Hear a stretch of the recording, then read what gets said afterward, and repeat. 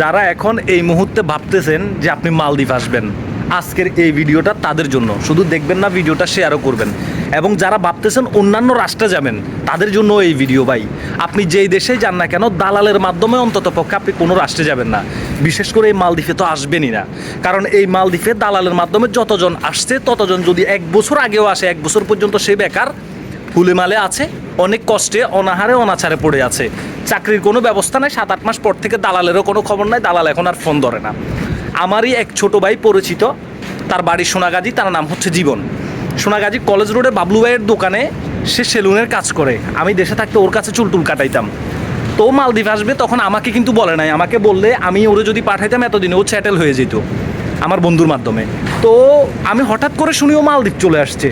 ও মালদ্বীপ আসার পরবর্তীতে 3 মাস না 4 মাস পরে আমি মালদ্বীপে আসছি। আমি মালদ্বীপ আসছি আজকে 5 মাস। আমি আসার 5 দিন পরেই আমার চাকরি ব্যবস্থা হয়েছে একটা গেস্ট হাউসের রুম কিপিংয়ের। আমি এখানে কাজ করতেছি, এখন পর্যন্ত আমি চাকরিরত ওই গেস্ট হাউসে আছি। দুঃখের বিষয় হলো, আমি আসার পরবর্তীতে যখন ছোটো ভাই জীবনের সাথে কথা বলি, তখন সে বলে যে ভাইয়া আমি আসার পর থেকে আমার কোনো চাকরি নাই। যদিও দালাল এক কোম্পানিতে চাকরিতে দেয় আমাকে, সেই কোম্পানিও এই দালালের লোক এবং সেও দালাল, সেও একজন দালাল, হিউম্যান ব্যবসা করে। এখন সে তাকে খাওয়া দাওয়ার পয়সা, বেতন তো দেয় না, খাওয়া দাওয়ার পয়সাও দেয় না। পরবর্তীতে কোনোরকম সেখান থেকে বাইরে আবার আসলো। এর পরবর্তীতে দালাল এখানে দিচ্ছি ওখানে দিচ্ছি এগুলা বলার পরবর্তীতে আজকে 1 মাস ধরে দালাল লাফাত্তা। দালাল ওর কল রিসিভ করে না, দালালের সাথে ওর সাথে কোনো যোগাযোগ নেই। উল্টো দালালকে যখন বলে হয় আমার চাকরি দে, আর না হলে আমার দেশে পাঠা, আমার টাকা পয়সা কি দিবি দে, দালাল বলে যে তুই আমার থেকে পারলে টাকা পয়সা নিস। আমি দালালের কথাটাও বলি, ওই দালালের বাড়ি হচ্ছে সোনাগাজী সরকোবাদ। ওই দালাল যদি আমার এই ভিডিওটা দেখে থাকে, ওই দালালের উদ্দেশ্যে বলতে চাই, আজকের এই ভিডিওতে তোর চেহারা আমি না তুলে ধরলাম, কিন্তু আগামী নেক্সট ভিডিওতে তোর ফটো এবং ছবি, তোর আইডেন্টি, তোর বাড়ি, মা বাবা, তোর ঠিকানা সব কিছু আমি তুলে ধরবো, এবং তোর বলা ভয়েস রেকর্ডগুলা সেগুলোও তুলে ধরবো। এখনও সময় আছে। এই ছেলেটার সাথে যেটা করছো, 5,20,000 টাকা নিছে ওর কাছ থেকে, যে ওকে ক্যাজুয়াল ভিসা, রিসোর্টের ক্যাজুয়াল ভিসার কথা বলে ওরে নিয়ে আসছে মালদ্বীপে 5,20,000 টাকার বিনিময়ে। আজকে 8 মাস ছেলেটা এখন পর্যন্ত কোনো চাকরি পায় নাই, কোনো চাকরিও দেয় নাই। যেও এক জায়গায় দিছে সেখানে খাওয়া থাকার টাকা দেয় না, বেতন তো দেয় না। পরবর্তীতে সেখানে কোনোরকম বাইরে আসছে। আসার পর থেকে আমার সাথে যোগাযোগ হয়েছে, গতকালকে বলতেছে ভাই আমার মরার পরিস্থিতি। সে গতকালকে পুলিশের কাছে ধরা দেওয়ার জন্য সে রুম থেকে কান্নাকাটি করে বের হয়ে বিভিন্ন জায়গায় ঘুরতেছে অফেন প্লেজে, পুলিশ যেন তাকে ধরে। কিন্তু ধরবে কীভাবে? হাই কমিশনে এখন ঈদের ছুটি, এই কারণে প্রশাসনের নজরে আসতেছে না। আর না হলে কিন্তু ওরে গত 2 দিন আগে ধরে দেশে পাঠিয়ে দিত। তো আমি বলছি যে যা হয়েছে তোর সাথে, তুই অফ থাক, তুই মানসিকভাবে ভাঙি পড়িস না। দেশে যাইলে কি করবি তুই? এতগুলা টাকা সব টাকা কর্য করে আসছে। ওর বাবার এক বন্ধুর কাছ থেকে 2.5 লক্ষ টাকা নিছে। উনিও টাকার জন্য এখন প্রেশার দিচ্ছে। কতবার? আজকে 8 মাস হয়ে গেছে। এখন ও এমন এক পরিস্থিতিতে ভাই এবার না পারতেছি মরতে, না পারতেছি বাঁচতে, আমি যে দেশে যাবো আমার টিকিটের টাকা পর্যন্ত নাই, যেটা পাইতেছে ওইটা করতেছে। কিন্তু এখন এই পরিস্থিতিতে মালদ্বীপে ভাই কোনো কাজ নাই। মালদ্বীপে আপনি কাজ পাবেন, চাকরি পাবেন অ্যাভেলেবেল আরও 2 মাস পরে।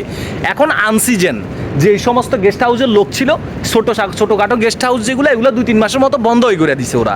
2-3 মাস পর ওরা চালু করবে, কারণ এই সময়টাতে মার্চ মাস, এপ্রিল মাসের পর থেকে মে, জুন, জুলাই, এই 3 মাস এই মালদ্বীপের টোটাল গেস্ট শূন্য থাকে। এখন ওর জন্য চাকরি পাওয়াটা খুবই টাফ ব্যাপার। আমি তারপরেও ওকে বলছি যে তুই একটু ধৈর্য ধর, একটা ব্যবস্থা হবে, আমি দেখতেছি তোর জন্য কি করা যায়। আমার কোম্পানিতে আমার ম্যানেজারের সাথে কথা বলছিলাম, যেহেতু আমার গেস্ট হাউসে লোক লাগবে কিচেন হেল্পার হিসাবে। তা আমি আমার ম্যানেজারকে বলছি, ম্যানেজার বলছে ওপেন করলে আমি লোক নেব, সমস্যা নাই, তুমি তখন ব্যবস্থা করিও। কিন্তু কখন ওপেন করবে, বা ওপেন যদিও এই মাসের শেষে করে আমাদের গেস্ট হাউস, পরবর্তীতে আরও 1-1.5 মাস 2 মাস পরে সিজন আসার আগে কোনো শ্রমিক নেবে না। আমরা যারা আছি আমাদেরকে খাওয়াইতেছে, বসায় বেতন দিতেছে আমাদের কোম্পানি। এখন ওই দালাল এই জীবনের কলে রিসিভ করে না, ওই দালালের বাড়ি সরকোয়াজে। এখন ভিডিওটা সোনাগাজীর মানুষ, আপনারা ভিডিওটা শেয়ার করবেন। দালালের মাধ্যমে আপনাদের কাছে আমি মাফ চাই যে দালালের মাধ্যমে মালদ্বীপ কেন পৃথিবীর কোনো রাষ্ট্রে যাবেন না। দালালের মতো মাদারচোদ এই দালালরা হলো, এগুলো হলো জারক সন্তান। আমি একটা জিনিস জানি যে আপনি যদি কাউকে বিদেশ আনেন, একটা ভিসা দিয়ে একটা লোক একজন মানুষকে বিদেশ আনলে, একবারে নিজের লোক হলেও 50,000 টাকা সেখানে অন্তত পক্ষে প্রফিট করে। এটা করাটা তার জন্য স্বাভাবিক, কারণ একটা মানুষ দেশ থেকে বিদেশে আনতে তার পরিশ্রম আছে। সে 50,000 টাকা নেবে, যারা বিদেশে আসে, যার মাধ্যমে আসে, সে ভালো করেই জানে যে 20-50,000 টাকা যে আমার বেশি দিতেছে সে পাবে। এটার জন্য কোনো সমস্যা নেই, দ্যাট নট ম্যাটার। বাট আপনি যে লোকটারে আনলেন তার রক্ত কামানো টাকা, তার কষ্টে উপার্জিত টাকা নিয়ে আপনি কি দায়িত্ব ভূমিকাটা পালন করছেন? অন্ততপক্ষে ছেলেটাকে কম বেতনে হলে একটা ভালো চাকরির ব্যবস্থা করে দিতেন। এখন আমি একটা কথা বলবো যে সরকোয়াজের যে দালাল এই মনগাজীর জীবনের সাথে এই ঘটনাটা ঘটাইছেন, আমি আপনার উদ্দেশ্যে মানে আপনাকে সর্বশেষ এই কথাটা বলে দিতে চাই যে আপনি যদি এর ভিতরে সপ্তাহ 10 দিনের মধ্যে জীবনের সাথে যোগাযোগ না করেন, ওর চাকরির ব্যবস্থা না করেন, ওর চেঞ্জ লেটারের ব্যবস্থা না করেন, তাহলে আপনার পরিস্থিতি ভয়ঙ্কর হবে। আপনার নাম, ঠিকানা, 14 গোষ্ঠীর সব কিছু এবং ছবি সহ দিয়া সারা বাংলার মানুষ, সোনাগাজীর মানুষের কাছে আপনার মুখোশ আমি উন্মোচন করব। সোনাগাজীর মানুষ এবং সরকোয়াজের মানুষ সবাই জানবে যে আপনি কত নাম্বার দালাল, কতজন পোলাবাইন, কতজন মানুষের জীবন আপনি নষ্ট করছেন এবং ধ্বংস করছেন। ভাই আমি সর্বশেষ একটা কথা বলবো, আপনার নিজের লোক ছাড়া, আপনজন ছাড়া, একেবারে আপনজন ছাড়া মালদ্বীপ নয় শুধু, কোনো রাষ্ট্রে যাবেন না, এই মালদ্বীপেও আসবেন না। এই মালদ্বীপে এখন বর্তমানে আমি চাইলে এখন বর্তমানে 10টা ভিসা দিতে পারি, আমি 10টা ভিসা দিতে পারি, আমি চাইলে এখন ফ্রি ভিসা 10টা দিতে পারি। কোম্পানির ভিসাও আমার কাছে আছে, কাঠমিস্ত্রির একটা ভিসা আছে, আমি খোঁজ করেছিলাম, যদি কোনো কাঠমিস্ত্রি পাইতাম আমি আগে লাগাই দিতাম। একটা কোম্পানির ভিসা আছে, আর ফ্রি ভিসা চাইলে 10টা দিতে পারি, কিন্তু কাউরে আইনে আমি কাজ দিতে পারবো না। ভাই একটা মানুষ তার রক্তে কামানো কষ্টে উপার্জিত হালাল টাকা দিয়ে বিদেশ আসবে, সে আসার পরবর্তীতে তাকে যদি চাকরিটাই যদি না দিতে পারি, তাহলে ওই টাকাটা তো আমার জন্য হালাল হবে না, এটা তো এক ধরনের বেমানি হবে, এটা এক ধরনের নিমখারামি হবে।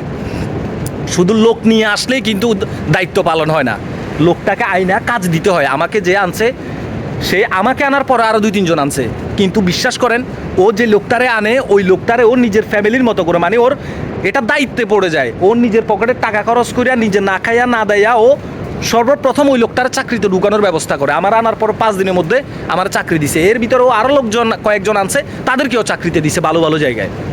আমি সবার সাথে যোগাযোগ আছে, কথাবার্তা আছে, কিন্তু এই ছেলেটার সাথে যেটা করছে এটা মনমান্ত্রিক, এটা মেনে নেওয়ার মতো না।